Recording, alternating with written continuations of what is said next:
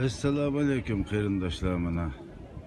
Ağızlarımını bu Amsterdam'ınki, Hollandiya'nınki her bir koçularına Xitay'dan bu şundak resimleri çaplandı bana hem de.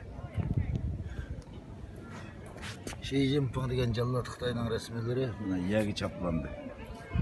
Hem yerleri var. Adamlar oturduğu yerlerini tatip, aşındak yerlerini tatip bana.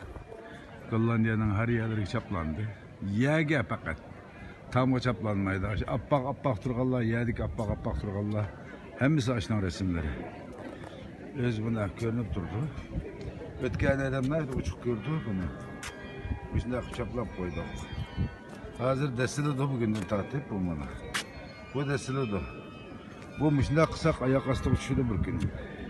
Enden amlıvi sorullah, ana aşına adam oturduğu yerlerinin hemisi yerlerge çaplaşka anca miyede tarzlandığı yerdeydi ki şunun kumanındaki ot yerlerge yapırıp her bir yerler çaplaş doğru geldi. Şunun müşünde yerler çaplak gidip var misası. Müşünde çaplanıyor bana da. İşte bu anda uzun müddet devam düşürdü. Buna hilak geldim. Müşünde otağallah hemiz karaydı ki ya hazırla çaplaş kıbır 5 minut ketti. 5 minutun içinde 20-30 adam karab oldu kıyırındaşlar. Ama da bu çirko emez. Bu bir muzey bu. Köy gezme de koydu ki.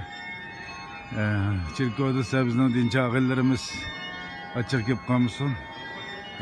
Erken dünyada her kandak neyse erken buldu ki. Anlamışlar yerlerde. Balam, ailem arkalı çaplavatımız. Bu mu bir yaxşı işke? Hem hareket hem Allah'ın bereketi verir inşallah.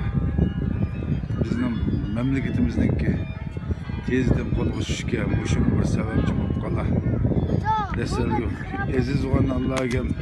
Destek dursak Allah bilgen bizim tileklerimizi icabet kılıp kala.